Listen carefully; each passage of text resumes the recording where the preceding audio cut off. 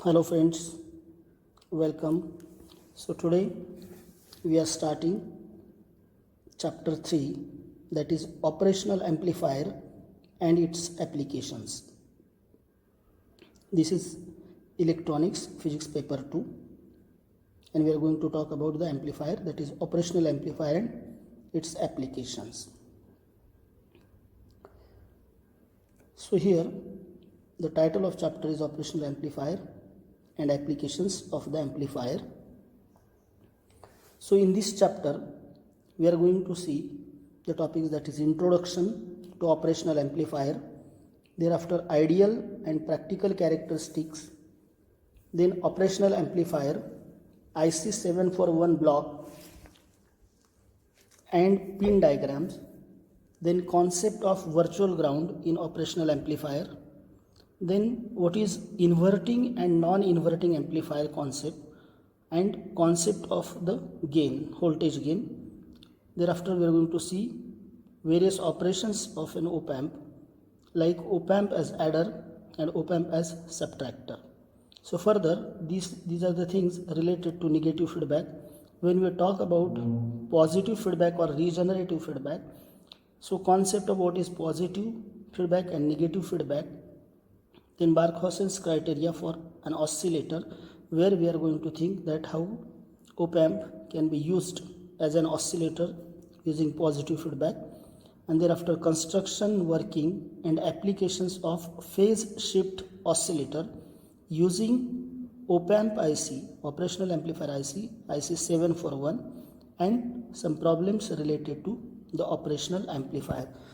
So dear student, we are starting what is operational amplifier. So we are first trying to understand the meaning of what is an amplifier. See, amplification, it is the process of raising the signal strength of a weak signal without changing its general shape, is known as faithful amplification. So here in this figure you see that the sinusoidal wave input signal is shown. So its amplitude is 1 volt, and when it is fed to amplifier whose gain is 2, it gives output that is equal to 2 volt. So observe here that output voltage is twice of the input voltage and or double of the input voltage. Now here this is amplifier. Observe here, this is a input signal of 1 volt.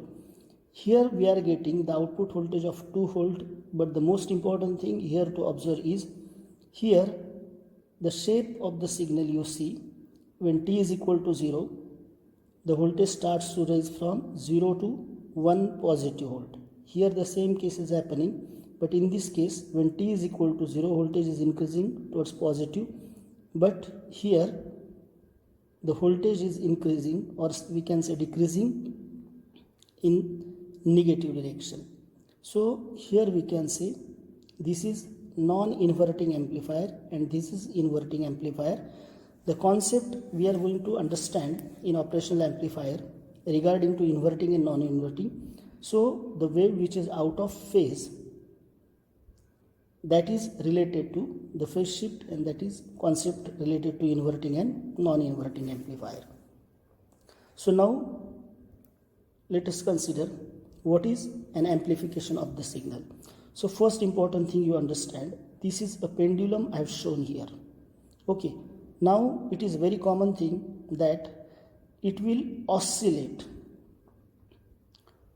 But for oscillation, the energy must be given to the pendulum. So first important thing that you must give energy to the pendulum in order to oscillate. Suppose I push this pendulum in this direction, it will start oscillating. So observe the oscillations. So see, this is a mean position. So what happens, let us see. So it is oscillating. So from this position to extreme right, again it is coming to mean position, extreme right. If we plot this graph with respect to time, so initially it is giving oscillations like this. Remember this. Now, here you can see that from mean position, the distance, observe that distance. That means what? From mean position, it is moving far away. But let us consider second pendulum. Remember, this is the same pendulum. I want to ask you what is difference between this pendulum and this pendulum. So see here. Now, this pendulum is oscillating, but its amplitude is very, very small compared to first. So let us draw the work nature of here. Let us consider these kind of oscillations are there. So here first pendulum has high amplitude, that means displacement of the particle from mean position, whereas second. So whenever you oscillate any pendulum in the course of time, its amplitude decreases. That media takes out energy and slowly the pendulum slows down and come to rest. But most important thing to note here that though in first pendulum amplitude is large, but time required for one oscillation, and in case of second, though amplitude is small, time required for one oscillation, both are same. So that means when energy is lost, period t remains constant, that means frequency does not change but amplitude change, and in the course of time when whole energy will be given to the surrounding, so pendulum does not have energy, it will rest at mean position like this, that there will be no oscillations, it will be stable at mean position. That things are most important. So we are trying to understand what is amplification. So let us consider, if the one pendulum is oscillating this, so if I provide energy to this pendulum, surely from this figure you can easily understand that it will oscillate with large amplitude, and this is basic idea of amplification. Now question is, here we can see when we push this pendulum it oscillates, that means we provide energy. But what is about electromagnetic waves? So when we talk about electromagnetic wave or signals, who provides energy? That is important thing. So now here see, pendulum is at rest, I have shown, that is a mean position, and for oscillation we need to provide energy. So suppose the moment I provide energy, I push this pendulum, what happens? Listen carefully. See, it moved towards point A, so here it is moving to A side, then it reaches again mean position, again it goes to negative side, and again it comes to rest. Once again you observe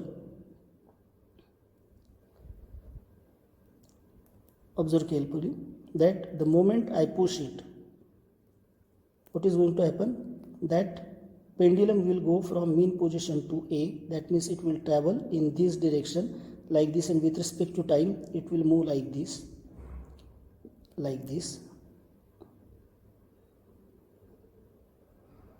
then it will come to mean position, and again it will go to left side. On graph it is shown by negative point. So this way it is happening, so look carefully.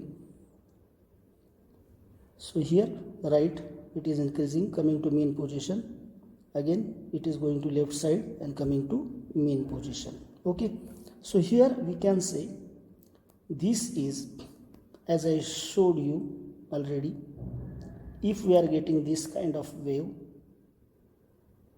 so this is period, time required for the oscillation, and relation of frequency and period is f is equal to 1 upon t, that we know.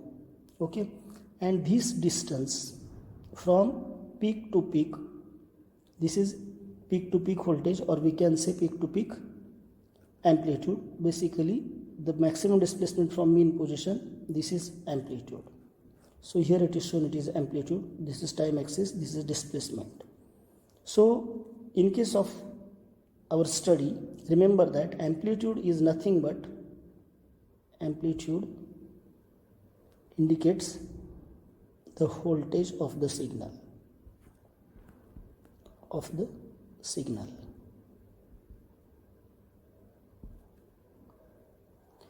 Now see, we already saw transistor and how actually transistor amplifies the signal, that we are going to see. See, condition for faithful amplification. See, here it is a transistor I have shown. So whenever we already studied, when the base signal is provided, this junction becomes forward bias and resistance across this decreases. So here it is. There must be a minimum proper bias emitter voltage VB that we know, proper zero signal collector current, and here. So these are the two batteries, remember that. And now we are connecting this signal which is to be amplified to the amplifier circuit. So when this signal reaches the base emitter junction becomes forward bias, and obviously the resistance between collector and emitter decreases. When resistance between collector and emitter decreases, voltage across it drops. But if we connect here the resistance RC, the voltage drop across RC will increase. So remember that as per this signal, same kind of output we get across RC. But now remember that this is a very small signal. Then how it is enlarged, where from that energy has come? So note that this is the battery or power supply is needed which provides energy for this signal to get amplified. So without this energy source, it is impossible that signal will be amplified. So energy is taken from DC source, that you remember. So here it is, as I have already said, this is non-inverting amplifier in which the signal phase of the input signal and output signal is same. Remember that I have shown here, this is a signal. So this signal is going to positive direction and now it is in the negative region. Okay. So if I draw another signal, here it is t is equal to 0. And if I draw t is equal to 0 and I draw this kind of signal, so initially it is going in negative region and thereafter it is entering the positive region. So here there it is a phase shift. So here it is the concept of inverting and non-inverting amplifier. So in non-inverting amplifier, the phase of output is exactly the phase of input. But in case of non-inverting amplifier, remember that the phase will be, when it is moving up, it will move down and like this. This kind of signal will be there. That is a basic idea of non-inverting amplifier. So I have shown gain here. So this voltage from this to this point, if it is 1 volt, so here from this to this, it is exactly 2 volt, and gain of any amplifier, remember that gain is equal to V out divided by V in. So see, many electronic equipments require to amplify a big signal. So remember that we are well aware that why do we use microphone? Okay, so suppose I want to amplify my voice. Actually before microphone I am speaking with a very low sound. So this is a mic, and whenever I am speaking, the amplitude is very small, but this microphone is connected to an amplifier. This is amplifier. So very large sound through speaker is generated. So like this. So this is basically an amplifier. Now many electronic equipments require to amplify weak signal. So it is basically related with the instrumentation, or we can say transducers, a one concept. So in day-to-day life we need, so many electronic equipments needs transducer. So see, just let us consider, if we want to measure heartbeat, then one device is connected to the chest, and that device senses the signals from our chest, but that signals are very small in amplitude. It is in the millivolt range, and so these signals are not sufficient to drive the connected circuitry or equipments or control the circuitry. or equipments. So for that we need to use an amplifier.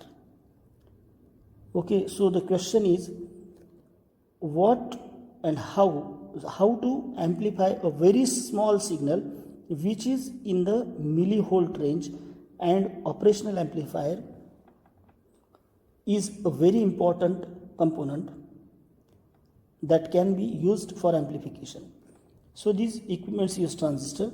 The electronics device which amplify big signals are called as an amplifier. So operational amplifier is one of the most useful and important equipment because of its features. See, its cost is very low, size is very small, its versatility, flexibility in designing different kind of circuits, and dependability. These are important components which makes operational amplifier one of the most useful component in analog electronics. So see, what is operational amplifier? See, whenever you see a picture like this, operational amplifier generally is depicted by this symbol. So there are two inputs and one output, and we are mostly using IC 741 for the practical purpose. So it is DC coupled high gain electronic voltage amplifier with differential inputs. That means there are two inputs, remember that, and output is the difference of these two inputs, so that is why it is called as a differential amplifier, and usually single output. So it has two inputs and only one output, remember that. So let us consider this is V in 1, V in 2, and this is V out. Okay, so we already know that gain is equal to what? V out divided by V in, but here V in is difference between V in 1 and V in 2. So the output of op amp is proportional to the negative of its input voltage, and that boosts the amplitude of signal many times. So note that the output of op amp is proportional to negative of its input voltage. So there are concepts which we are going to see, that is a inverting amplifier and non-inverting amplifier, and another one is non-inverting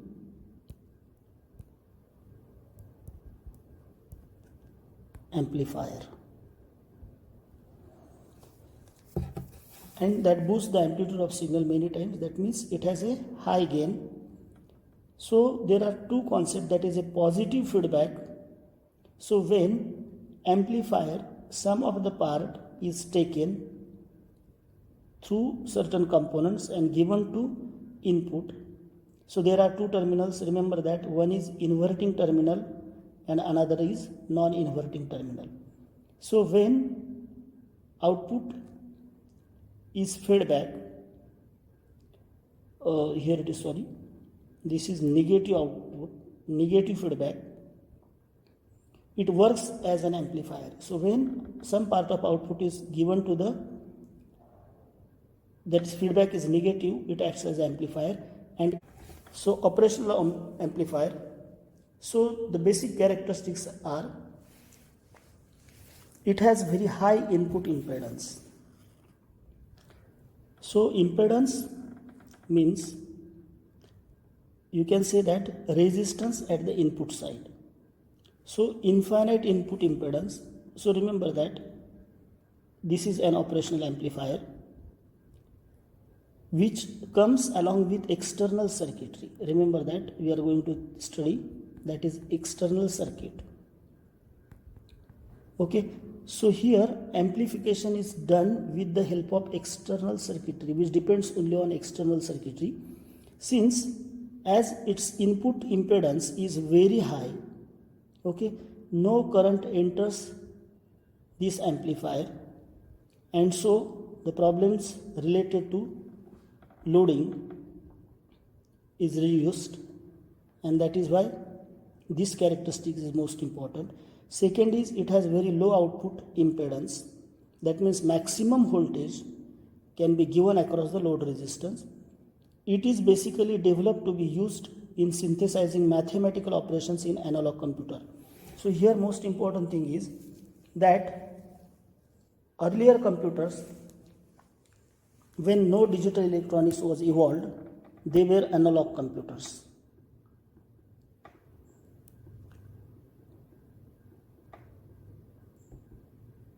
And in analog computer, the most important component was op-amp. So here OP stands for operational.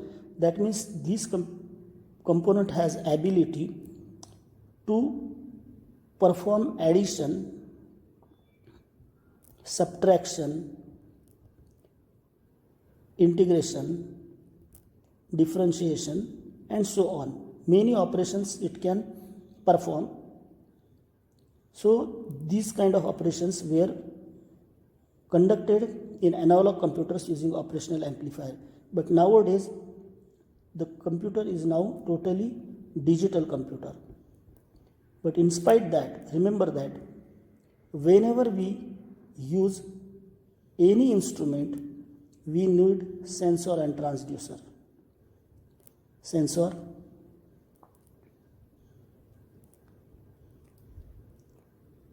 sensors, and transducer. And here we saw, in case of transducers, we need to amplify a very small signal. So still operational amplifier is of very much importance in electronics circuits and operations. So as it can perform several different mathematical operations, it is called as an operational amplifier. So here circuit symbol.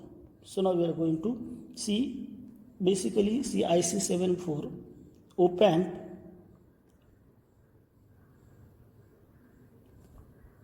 comes in the form of integrated circuit and which has several pins. So what are the functions of that pins and what kind of input, output and things are connected?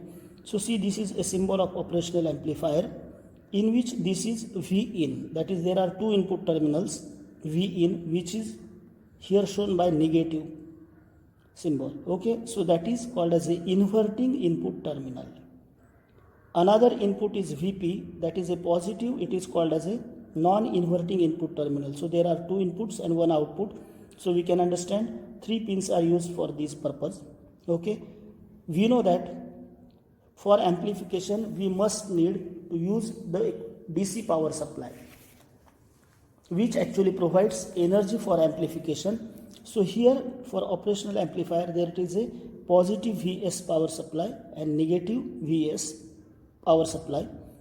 These are two terminals. So these are the basic things about the circuit symbol. So operational amplifier, it is basically a differential amplifier. So differential amplifier means, see, remember that, just for sake of understanding, suppose if I am using it as a subtractor, to one end if I provide 2 volt and another end I provide 1 volt, then output will be difference of 2 and 1. 2 minus 1, that is equal to 1. So this is, remember that the amplifier output is, as it is a differential amplifier, it is a difference of 2 input voltages. But depends on external circuitry, in which form we are using it, we can perform many operations. So for this, if we connect the op-amp as shown here in this case, so that means no external circuitry is used, then its gain is equal to infinite. And gain is infinite means what? Though there it is a very small difference between these input voltages, the output will get saturated. That means the maximum volt which is of this power supply, that will come at the output, and that state is absolutely impractical and useless. So to get controlled operation, we need to connect the feedback circuitry. that is a feedback, and feedback can control the gain of an amplifier. So that is most important thing. So remember that when no feedback, that is called as an open loop, and when it is in open loop, its gain is infinite. Second thing, it is a differential amplifier, so V out is equal to Vp minus Vn times gain, and open loop is impractical for the use. So now let us consider op-amp parameters. So first is input offset voltage. So what does it mean? Remember that basically let us consider these kind of two terminals are there. So to which here it is, let us consider V1, and here we are going to consider V2, and across these two terminals we are going to take output. So here it is resistance. Just for sake of understanding I am drawing it. So there are two inputs and output is between these two terminals. Let us understand. So what is the input offset voltage?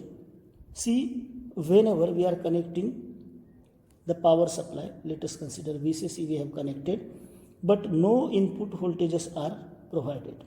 Okay, so it is the voltage must be applied between two input terminals of an op-amp to null the output voltage. So when both the input voltage are connected to ground, actually difference of both should be zero, but we are getting some voltage at the output. Okay, so when no inputs are there,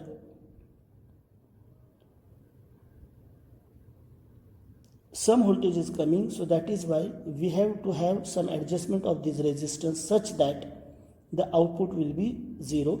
So it is the voltage that must be applied between two input terminals of an op-amp to null the output voltage. So input voltage offset voltage is given by VIO, can be either positive or negative, and smaller the value of VIO, better the input terminals matched.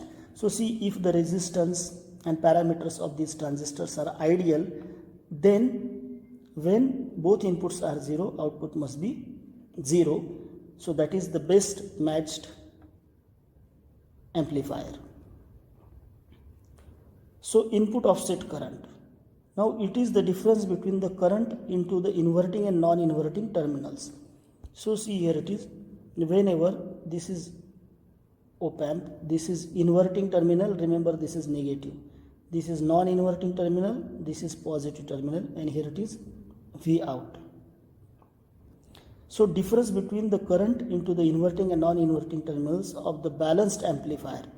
Once the amplifier is balanced, okay, so whatever the current difference between these two terminals, that is a magnitude, that is called as balance. Means when output voltage is zero after doing offset arrangement. So when it is zero, so due to adjustment there is some difference of current, and that I, input offset current, is mod of I1 minus I2 for VO is equal to 0. So that is one parameter of the op-amp. So input bias current, it is the average value of currents entering in the two terminals input, that is inverting and non-inverting terminals of the balanced amplifier. So that means input bias current is basically addition of I1 plus I2 divided by 2 for VO is equal to 0. So that is input bias current. So remember difference between input bias current and input offset current. So it is a difference between I1 and I2 when VO is equal to 0, but bias current is the average of these two currents. Input offset current drift, it is the ratio of change in input offset current to the change in temperature. So remember that this is an electronic circuit. So whenever temperature changes, its characteristics also changes. Okay, so when current temperature is changed, how much change is there in input offset current. So that is called as a input offset current drift. That is when temperature is changed, what is corresponding change in IO, that is input offset current, that is called as a input offset current drift.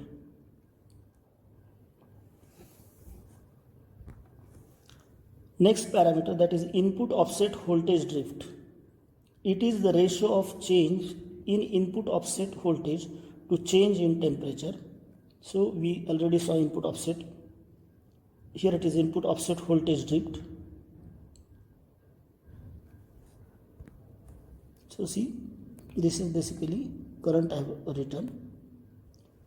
Remember that input offset voltage drift, it is the ratio of change in input offset voltage, that you should remember, to the change in temperature.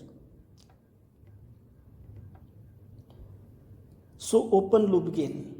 So here I have shown these are two terminals, okay. So to which there it is a V1 and there it is a V2. So these are two inputs, let us consider, and there it is a V0. So when no feedback is connected, remember that no feedback is there. We know that gain is infinite. So open loop gain means it is the ratio of output voltage to the differential voltage. It is the gain of amplifier without feedback, that you know, that is change in output voltage with respect to the change in difference between both inputs. So next parameter is closed loop gain. So see, it is the ratio of output voltage to the differential voltage. So same thing is there. The inputs are V1 and V2. The difference V1 minus V2 is at the input. Output. So once we apply feedback network, this is feedback network. So it is the ratio of output voltage to the differential voltage. It is the gain of the amplifier with feedback. So when feedback is connected, its gain changes. So it does not remain infinite. You can make it finite by selecting a particular value of resistors and components in the circuit. So closed loop gain is equal to delta VO divided by V1 minus V2. So input impedance.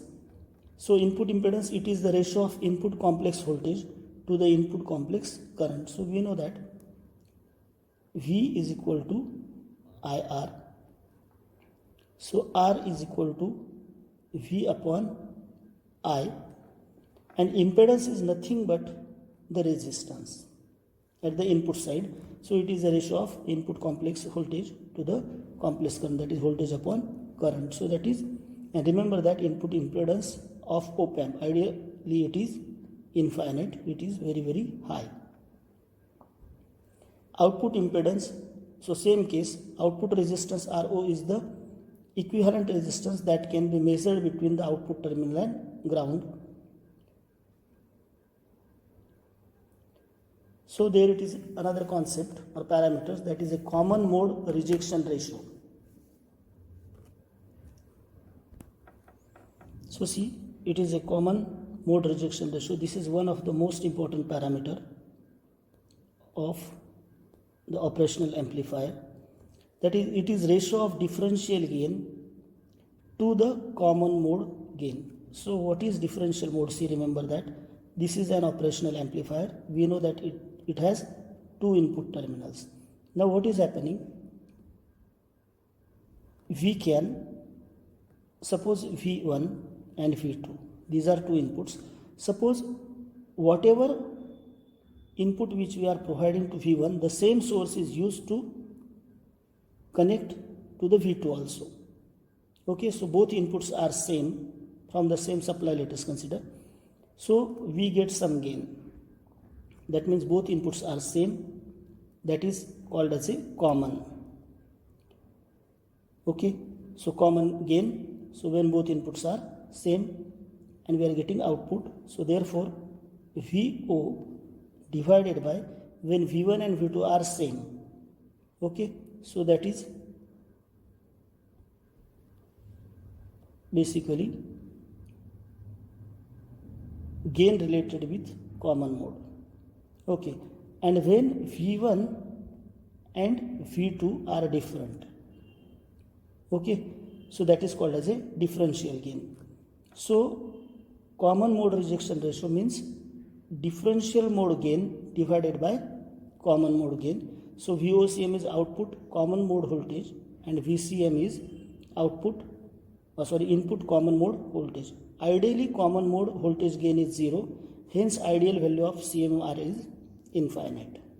Okay, so here it is, ideally common mode voltage gain is 0 means what? When this voltage is exactly equal to this, so this V1 minus V2 will be equal to 0, anything upon 0, here it will be 0. So obviously what will be output then? So if input is 0, what will be the output? Okay, so here therefore ideally common mode voltage gain is 0, and hence because of output voltage should be 0, so here CMRR is AD upon ACM, and if here it is 0, it will be infinite. The next parameter is input voltage range. When same voltage is applied to both the input terminals, the voltage is called as a common mode voltage VCM, and op-amp is said to be in the common mode. Now input voltage range means the common mode voltage applied to both the terminals can be as high as without disturbing a proper functioning of op-amp. So remember that here when we talk about common mode voltage applied to both the input terminals, see remember the gains are fixed, it has some parameters, and as long as V1 is equal to V2, okay, so we are getting some output voltage. So we are increasing the value of V1 is equal to V2. So again it is showing some change. So the limit up to which we are increasing this common voltage and we are getting a proper change in output voltage. So beyond certain voltage, if we increase this common mode voltage, there is no reliable output voltage, and that is a maximum range of input voltage range. Means the common mode voltage applied to both the terminals can be as high as without disturbing proper functioning of operational amplifier. So beyond this range, the operational amplifier will not behave normally. So next parameter is slew rate. It is the change in the output voltage of amplifier with feedback under large signal condition. So remember that when we are using input signals, okay, they may vary in frequency. Okay, so remember that the ideal parameters or according to design, for certain range of signal the output is reliable as per the design. But if the signal is very large, that is under large signal condition, there can be a change in output voltage of amplifier, and that gives us the slew rate. Power supply rejection ratio, it is the next parameter. It is the ratio of change in input offset voltage to the corresponding change in one power supply voltage provided all remaining power supply voltage are constant. So here we saw the concept of input offset voltage.